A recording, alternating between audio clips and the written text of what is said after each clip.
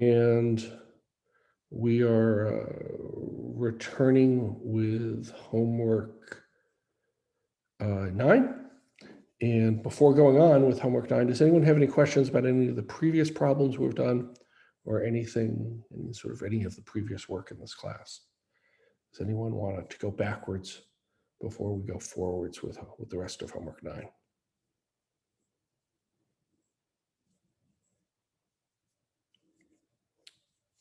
All right, I'm going to remember to allow sharing of screens because, what the heck, it'd be nice. So sharing of screens is now unlocked. Is Shengji with us? Has he made it yet? Nope. Still working his way here. Is Julie here? I think I saw her. Give me a second too. Yeah. And there you go. And the next problem is, I think, the ugly one. I think we are on problem 14-ish.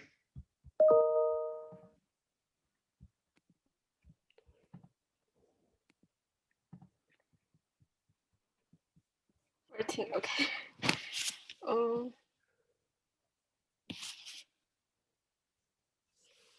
Okay, so we have two individuals, and then these two people can be written as these two equations where we have each person with alpha 1 plus alpha 2, and then the dominance. This is the additive part, and this is the dominance, and then the environment effects.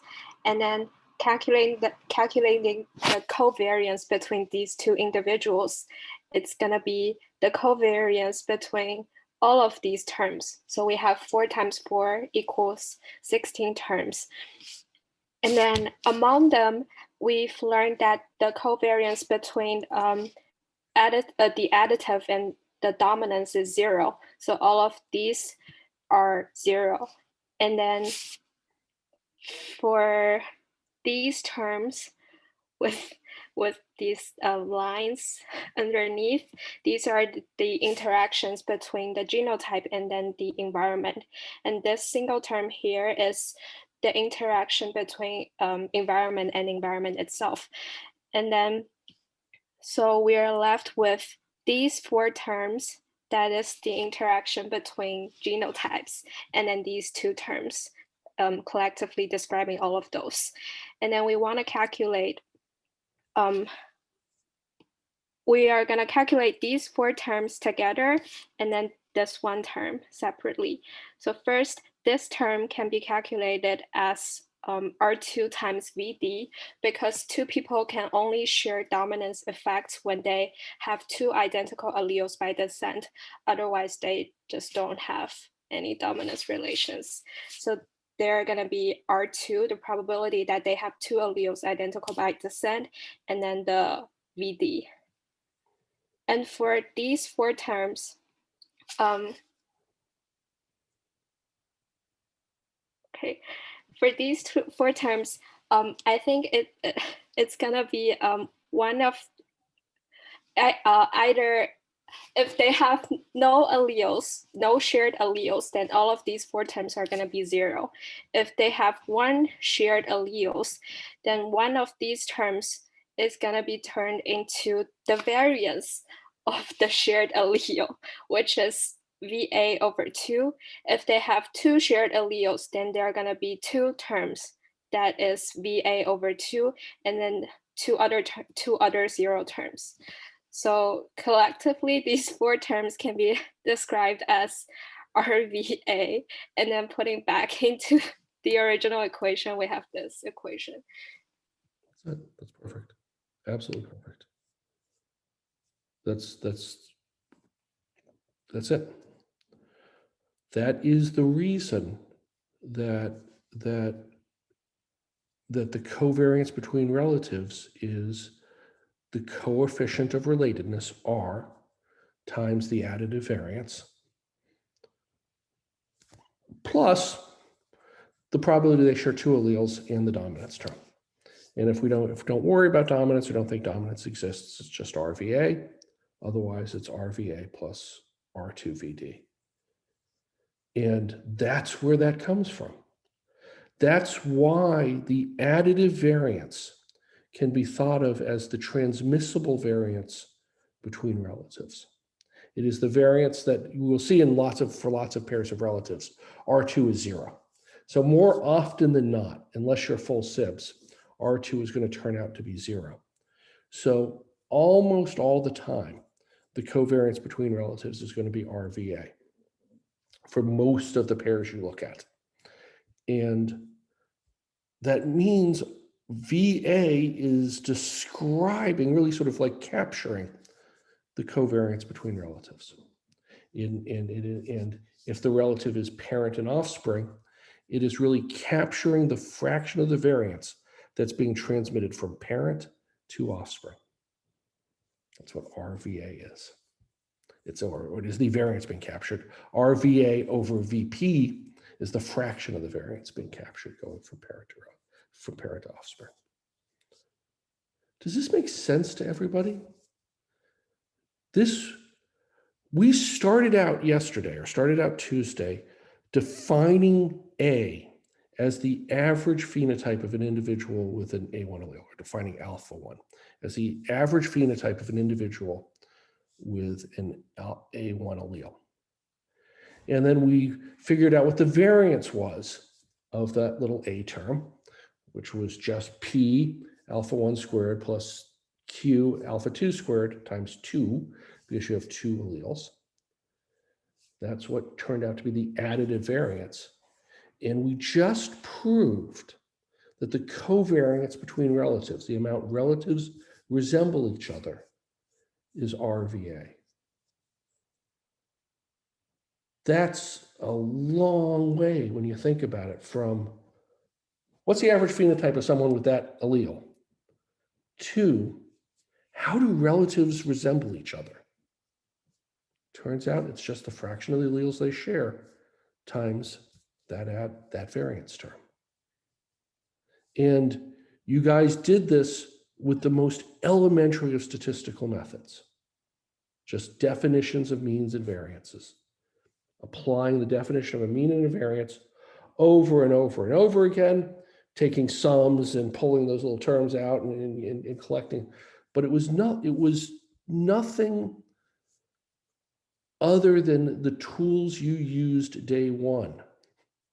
Everything that we made you do by flipping coins and rolling die allows you to prove that the way in which relatives resemble each other can be estimated from finding the mean phenotype of people given their genotype and knowing how related they are to each other. It's an astonishingly powerful sort of result based on very elementary ideas. Does everyone think they think they understand how this has been arrived at? There's really nothing magical. There's nothing mystical about it. It's not much harder than any of the stupid coin flipping problems from week one. But it is the fundamental genetic relationship between people.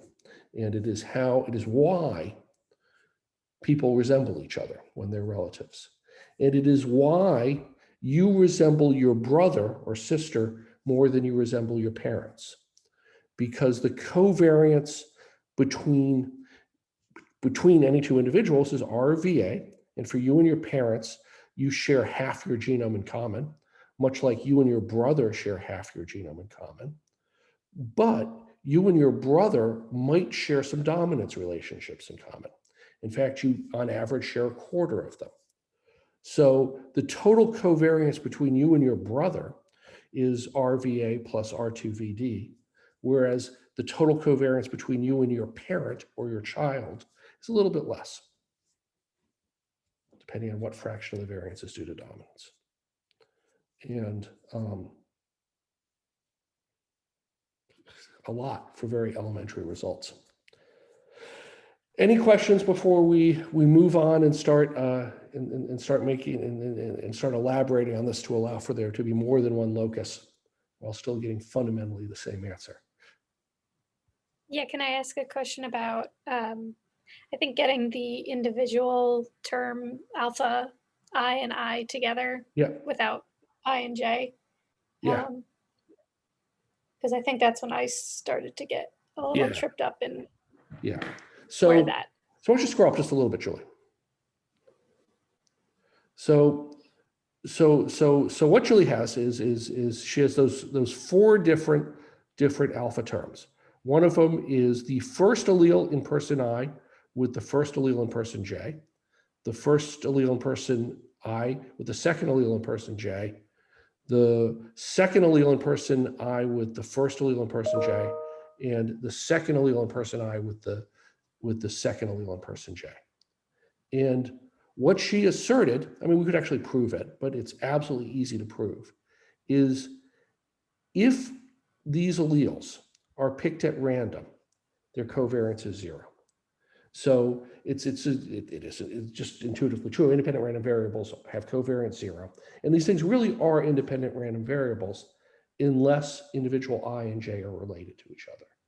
So if individual I and J are unrelated, these are just two random draws of alleles from the population. Their covariance is zero. So the way Julie broke this down is she said, okay, R0 is the probability they have no relationship whatsoever, in which case these are two random draws from the population, unrelated to one another, and therefore all four covariances are zero. On the other hand, let's imagine they have exactly one allele in common. I don't know which one it is. It might be the first allele in the first person with the first allele in the second. It might be the first with the second. It might be the second with the first. It might be the second with the second. She doesn't know which one it is. It's one of the four, but it is one of the four. So she said, let's identify which one it is. Let's call it this one. Of these four, I don't really know which one it is, but for one of them, it is the same allele twice. Let's call it this one. In which case, I can just rewrite this as the covariance of alpha with alpha. It is the same allele twice. You can designate it as alpha I or alpha I1 or alpha J1 or alpha J. It is the, just make sure they get the same designation because they're the same allele. So the covariance of anything with itself is just the variance. And then she solved for what the variance was of a single allele with itself. It turned out to be VA over 2, not surprisingly. When they share only one allele in common, all the other three are just randomly picked alleles. Their covariance is 0. So when the two individuals share one allele in common, one of these terms is VA over 2. She doesn't know which one. Say it's this one, and the rest are 0. Similarly, if they shared two alleles in common, let's say they share this pair, 1, 1 with the allele 1 in person I with 1 in person J. If they share two alleles in common, then this must be 1, and this term must be 1 also. The same alleles shared twice. Or if the first allele is shared with the second allele, then the second allele has got to be shared with the first. If they share two alleles, in which case these two are the same allele twice. But either way around, two of these values are the same allele twice. Two of these are just randomly picked alleles, so there's 0. And again, each one of them contributes VA over 2.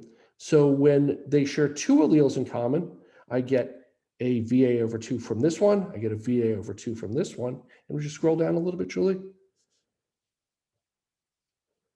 So that's what she writes. So sharing a single allele in common is worth VA over 2. When I share 0, I just get a whole bunch of 0 covariance terms. When I share one allele in common, I get one of these VA over 2 contributions. And when I share two alleles in common, I get my VA over 2 contribution times 2, which she just multiplied in her head and got VA.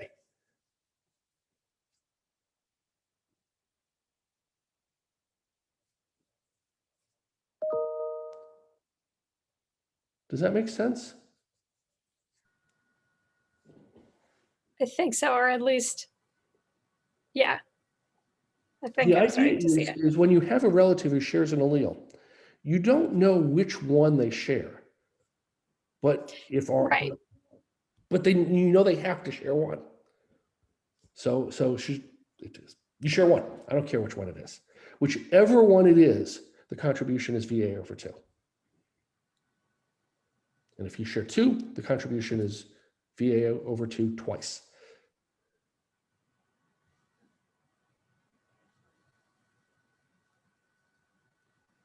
Okay. Thanks. You're welcome. Anybody else want to I- see anything else in detail? Oh, you want to see something else in detail here? No, very good. Okay, with problem next is Carmen.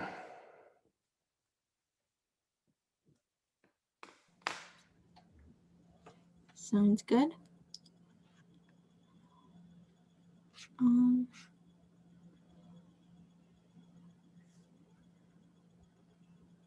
Let me pull it up, sorry. No, take your time.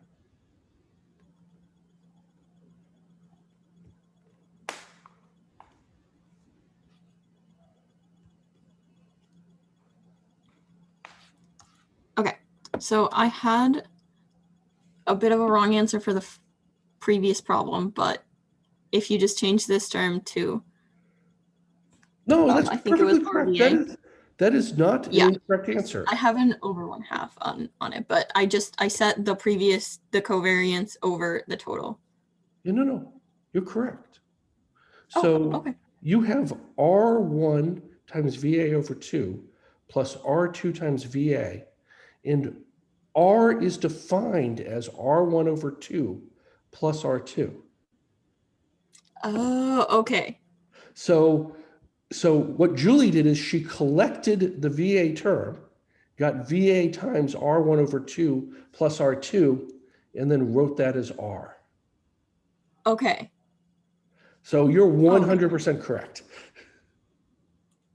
It just has a slightly simpler form that everyone uses, which is RVA. Even though when you derived it, you carefully derived it as R1 over 2 plus R2.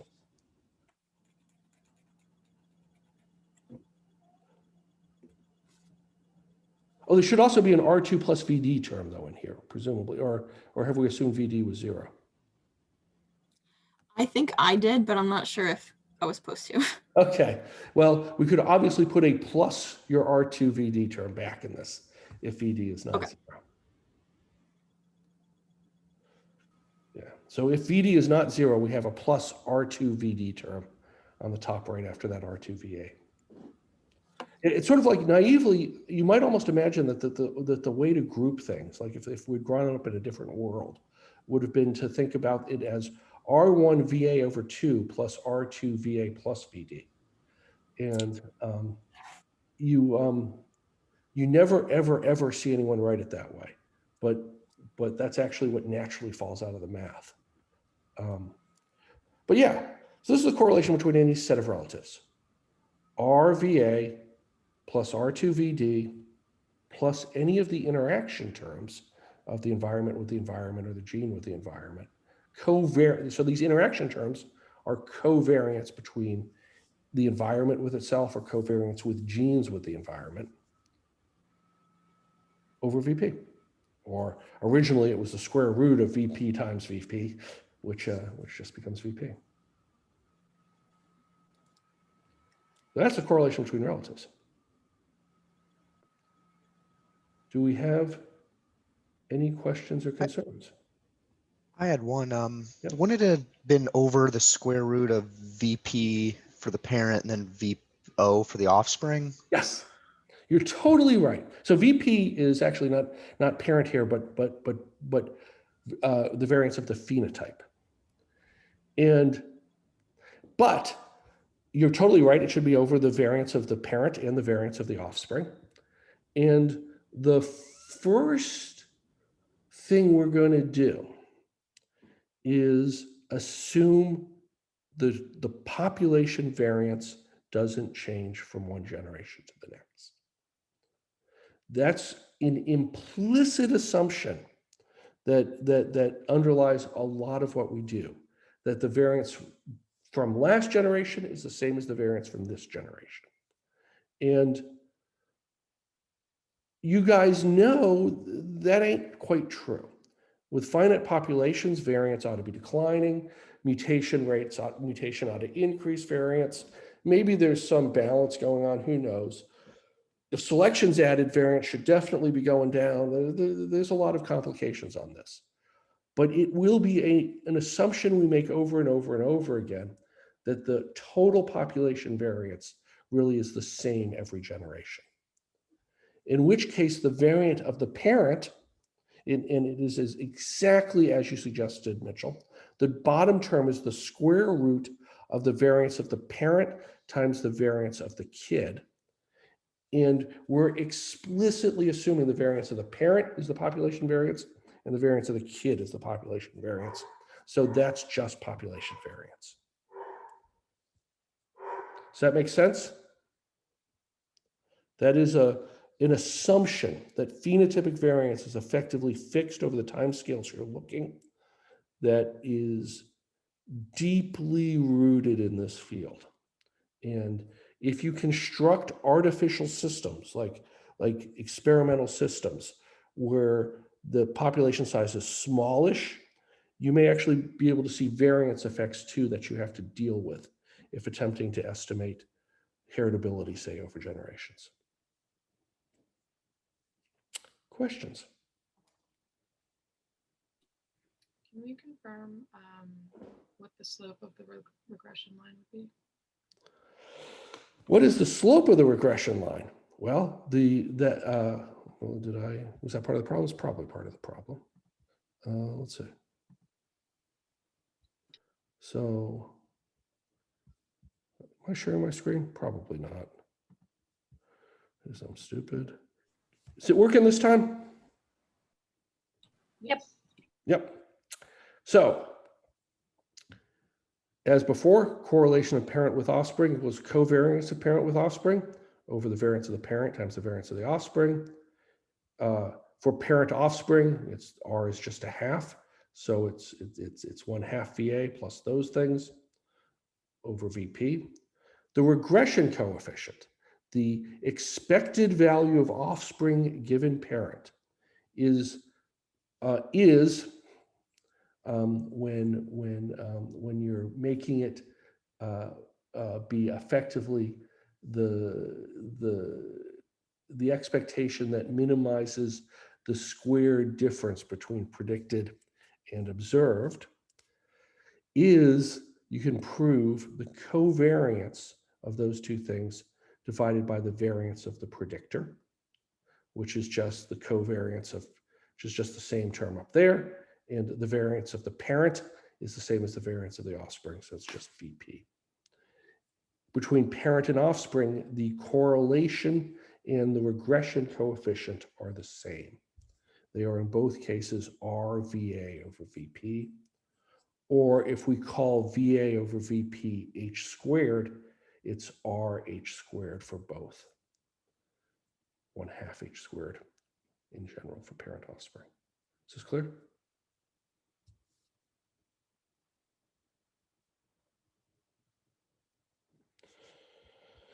So, who's up next? So Christopher, can you do problem 16?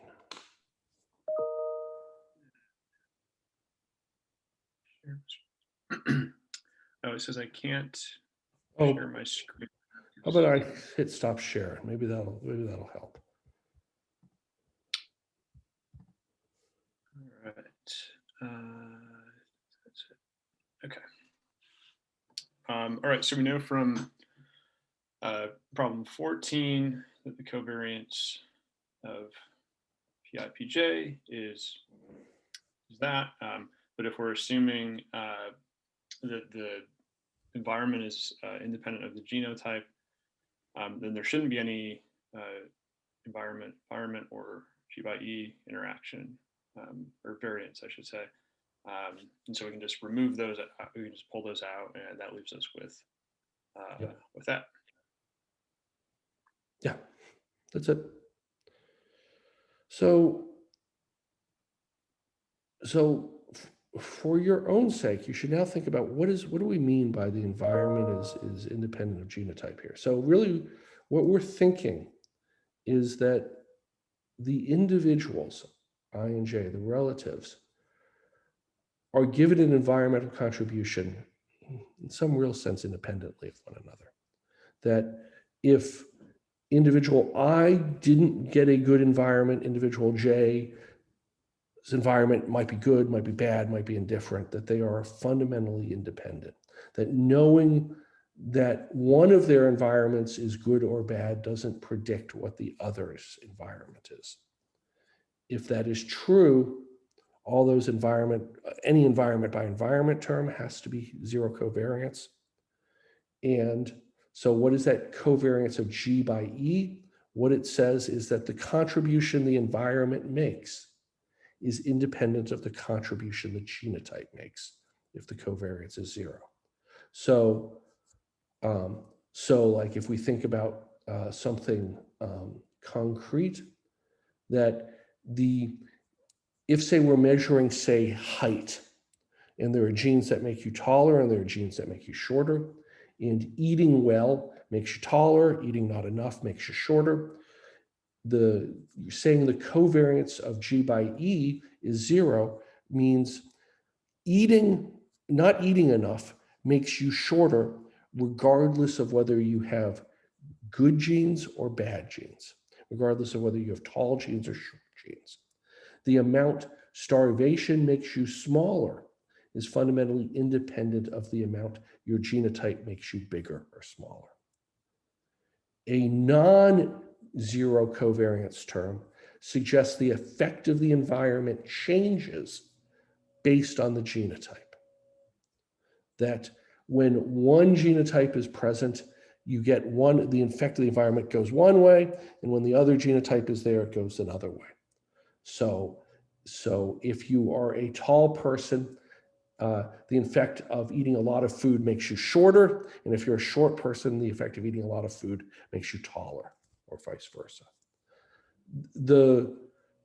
When you start thinking about things, you'll find it's actually hard to convince yourself of plausible G by E interactions that could have large effect. That they generally require the environment somehow sense the genotype and act in the opposite way, or vice versa. There are very few realistic models that give rise to very large G by E interactions. Not impossible, but you really have to start thinking about environments that do the opposite thing based on genotypes before you're going to start getting significant effect sizes. Which is why, for the most part, we just generally assume they're zero or nearly zero or negligible for our calculation. Is this all sensible? Can I ask a follow-up question? Yep. Linnea, sorry.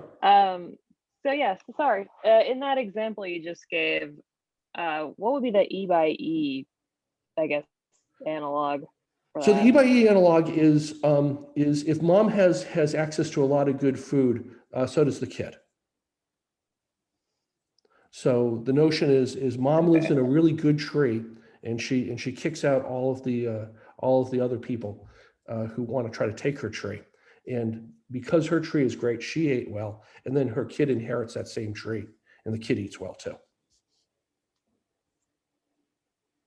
Okay.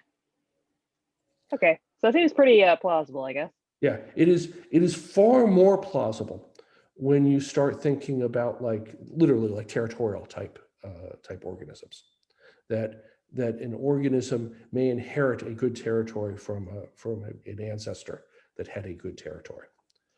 But it often is hard to make that go down the road when you start adding in a large number of things. Like once you start getting a large number of territories and you start getting into plausible possibilities of someone invading and taking over, and you start getting multiple offspring competing, it ends up turning pretty panmictic pretty quick. you end up having to be kind of careful in making the model go down the road to maintain E by E. But the classic experiment. So for the psychology people in the room, the classical experiment that often created E by E is in sort of human studies, particularly in sort of human psychology studies, people often try to estimate heritability by looking at the correlation between parent and offspring or between siblings. And they particularly like to do it by looking at the correlation between siblings raised apart because one of them was adopted out or both of them were adopted out.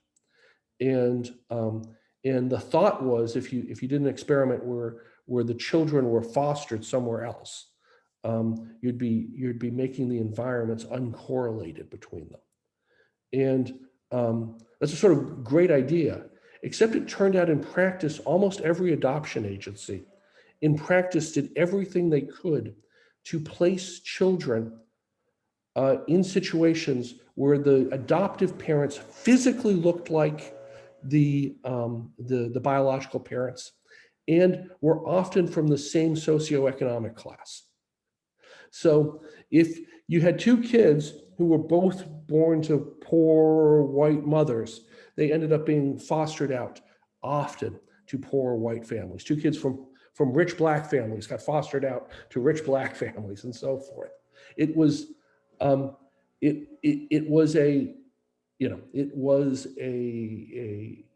know why but anyway, it turned out there was significant correlation in environment and perhaps even genes, because they even often tried to match people whose ancestors were very similar to the biological parents. So even those experiments did not do a spectacular job of assuring that there was no E by E interaction or G by E.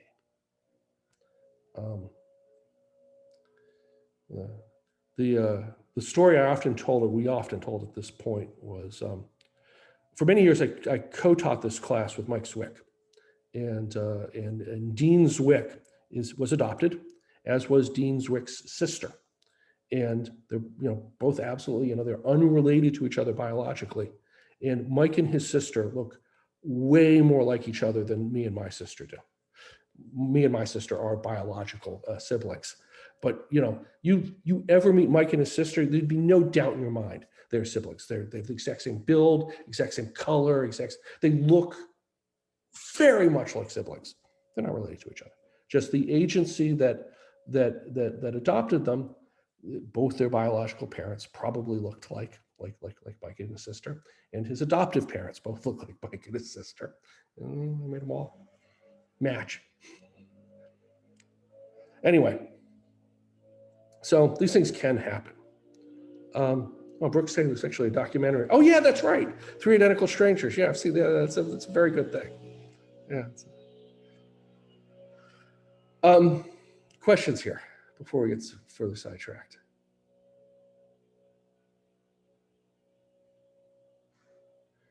All right, I can see you're back here now. You want to try the next one, Zhangxi?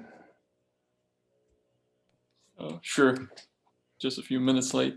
So we're on 16, right? I don't know where we're somewhere. I think 17. Are we on 17 or 16? 17. 17, okay.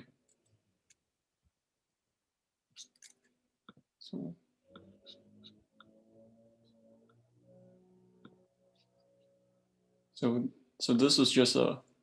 Yep. 17 is just a generalization of I forgot which number, but one of the problems we did earlier, and I think I might have picked a wrong index. So we have that's okay. N loci.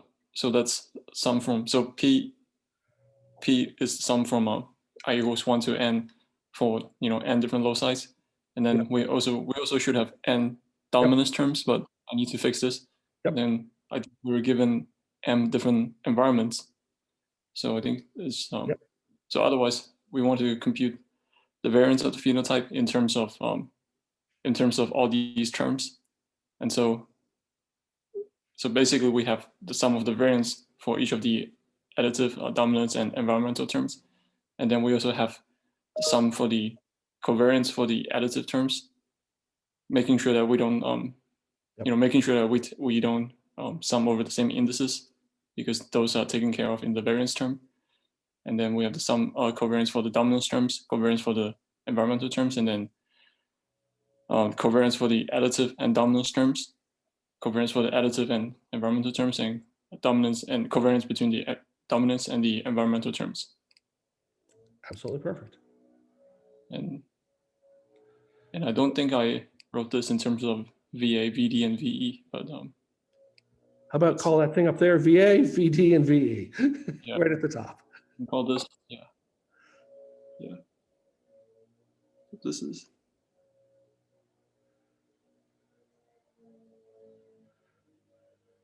okay. If the problem was misprinted, at least on my copy, and part of the problem read, define VA to be that first sum, define VD to be that second sum, define VE to be the third sum. So you may not even have been able to see what I asked you to do, because it already gave you that definition. So that's it. This is the phenotypic variance can be written as the total additive variance, total dominance variance, total environmental variance, plus a load of covariances. Locus 1 with locus 2, allele with the added, locus 1 against locus 2 with the additive variance, locus 1 with locus 3 and the additive variance, locus 2 with locus 5 for the additive variance. There's going to be a lot of these terms. As Shang-Chi says, you're going to have something like n squared of them, but be careful not to have the same one in there twice, because the same one in there twice is actually your variance terms. And this thing here, that first little bit here, we're probably going to call the additive by additive covariance, summed over all the ways you can do it. This thing in here is probably going to be the dominance by dominance covariance. This thing below it looks like environment by environment covariance. Thing below it looks like an additive by dominance covariance, additive by environment, and dominance by environment. And we can think of writing out all of these covariances if we like, in terms of probability they share 2 alleles or 3 alleles, or any combination of alleles we want in the sort of covariance-ish term. And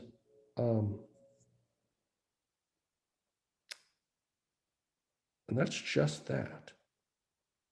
We will, in a few seconds, see how the correlation between relatives has effectively these same terms in them. Most of those ugly covariances we will be assuming away as 0. But we know where they came from. They just came from a sum. Questions?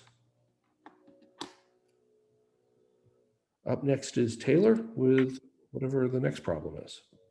18 problem.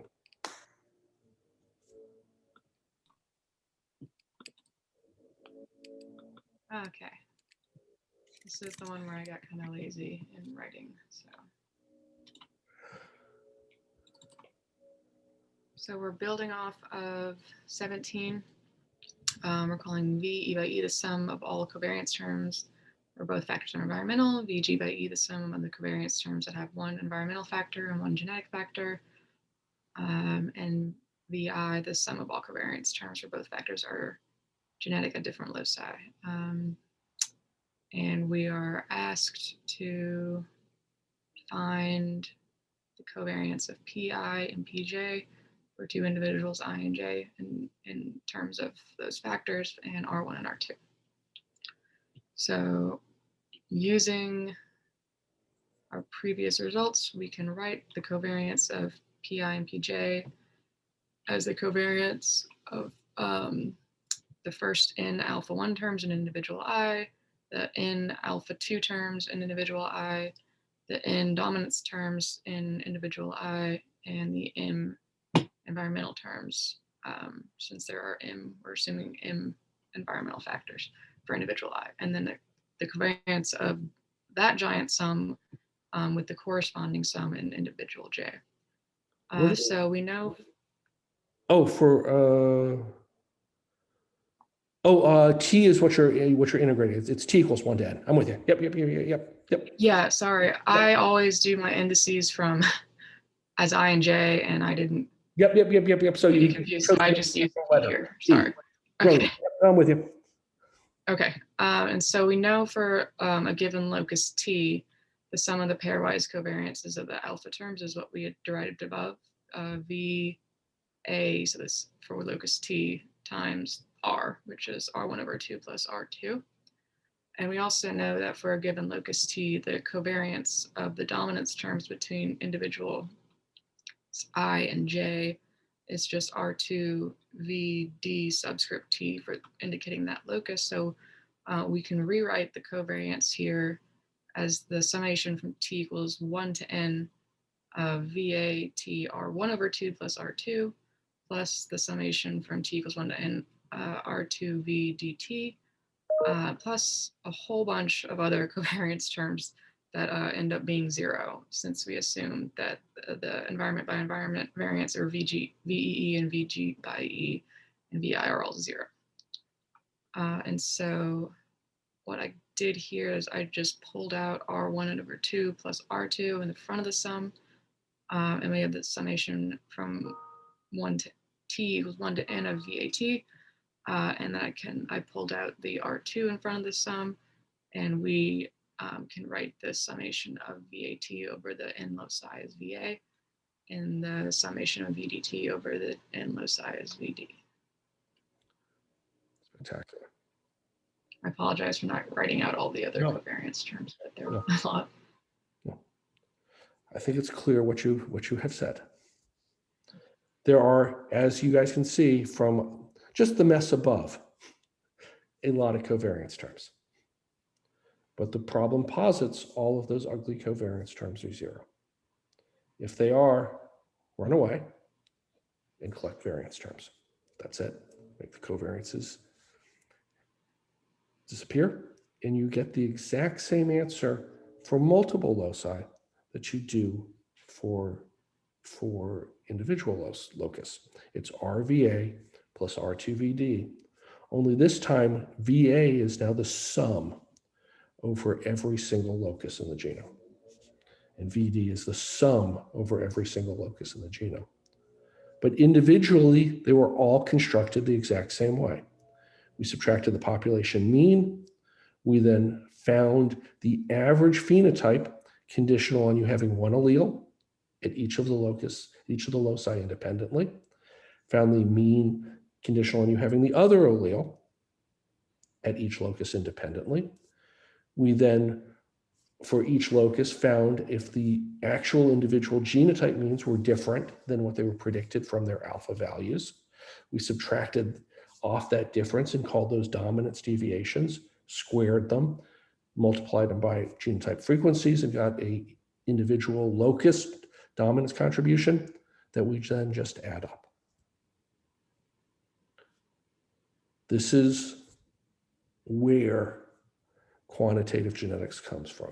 This is Fisher 1918 full on. And this also now, for those of you who have heard of the central limit theorem, this view now also gives rise to why most phenotypes in nature appear to be Gaussian distributed, appear to be normally distributed.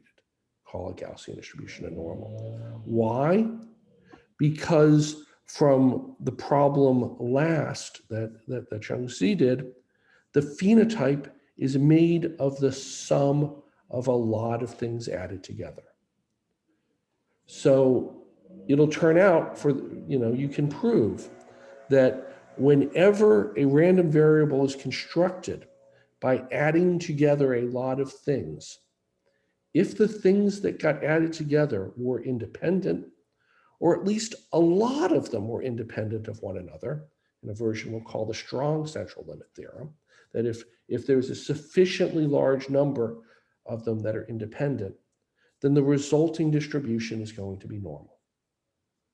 A normal distribution arises whenever the thing you're looking at was created by summing together individual pieces. If those pieces have bounded variance and there's a large number of them that are independent, it's easy to show the distribution converges to normality, to Gaussian. And so in the 1880s, when we went out and started measuring things, we found almost everything we measured in nature looked Gaussian, more or less. In fact, it was so common, people just started calling it the normal distribution.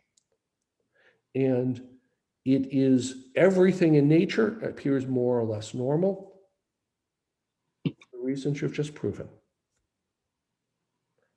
The assumption that this is how you get an organism is probably correct. Organisms are built by adding together the effects of a large number of things, many of which are fundamentally or effectively independent of one another.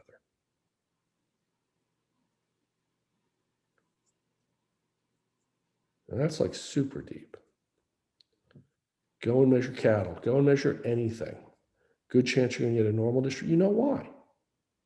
The phenotype was probably created by adding together a lot of individual things.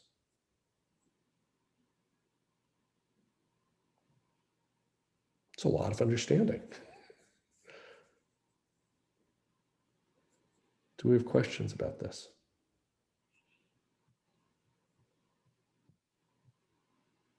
This was the last problem in the homework, I assume. So I actually have a question about polygenic risk scores. Yeah. Those assume 0 for E by E and G by E. Almost always, yeah. And so I'm what a sure if polygenic score is literally, if you do it correctly, is it's an estimate of the additive effect at every single locus summed. That's all it is, and divided by VP, divided by the variance. Or for an individual, it is the sum of the additive effects of their alleles. So you create them by going through estimating the additive effect of for each of the two alleles at every locus. And then for an individual, you check what their genotype is and you add together the additive effects. It turns out most epidemiologists often, particularly when the trait is dichotomous, they end up not estimating the additive effects, but they end up estimating something called an odds ratio, which kind of looks like a log of an additive effect or something. And it's related to the additive effect, but it isn't exactly the additive effect.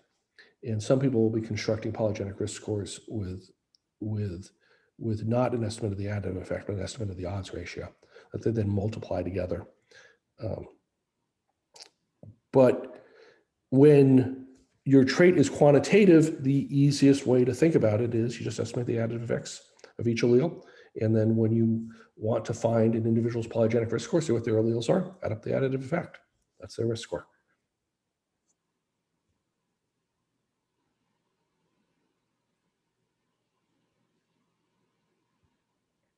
And you know exactly how to estimate an additive effect for a quantitative trait. There are probably slick little ways of converting additive effects from summary statistics, and you'll often see people when they're doing polygenic risk scores have some weird summary statistic that they can actually show as equivalent to an additive effect. Or sometimes they will simply take the p-value and then write down what the additive effect would have had to have been given the observed p-value.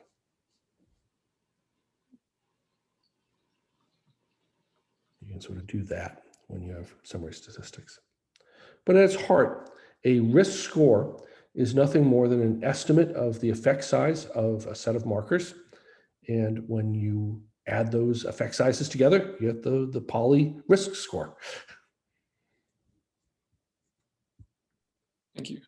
Because I don't know how many of us have done 23andMe or those type of Yeah. genotyping services, but they always seem to.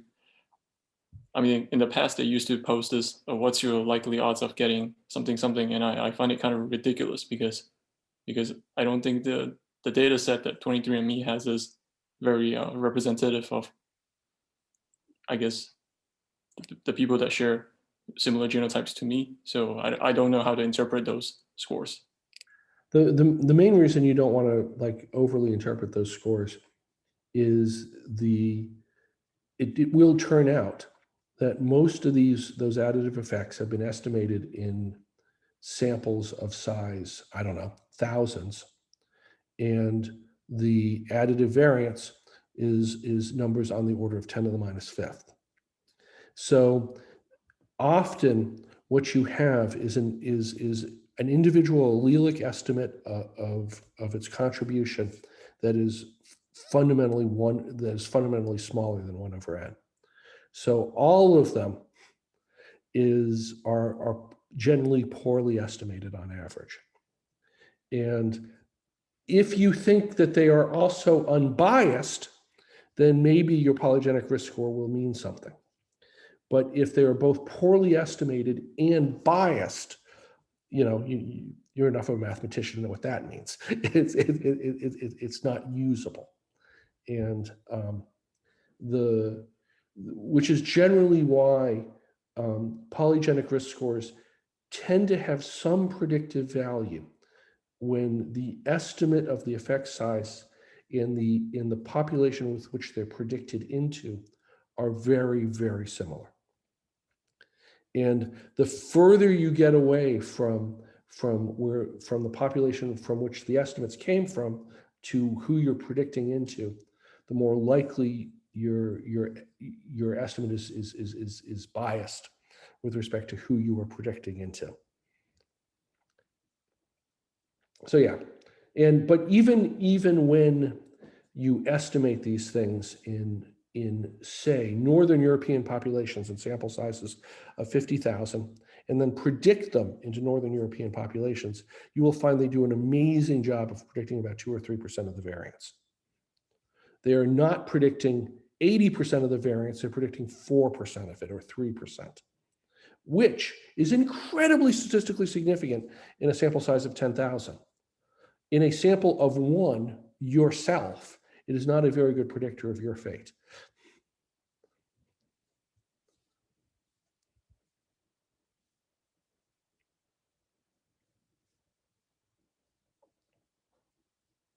Other sort of questions, comments?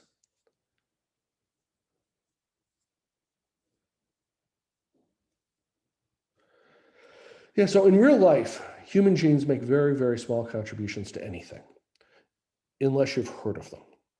Like most of the genes that have like large effects on something almost have names, like they're the cystic fibrosis gene, or they're the sickle cell anemia gene, or they're something like you've practically heard of.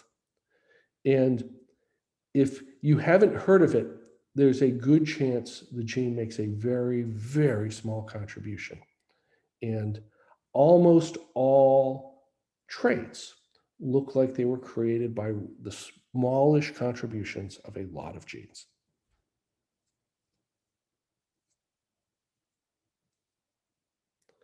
Questions?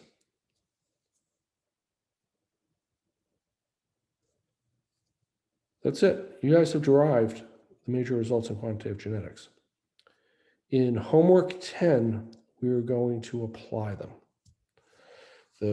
Often in very simplified forms, often without the VD term, say, or really, really assuming all the covariances are 0. But you will find that these things actually are very practical. They do a good job of predicting offspring as a result of parents. They do a good job of predicting, if you collect a subset of parents, how weird their offspring will look based on how weird the parents were.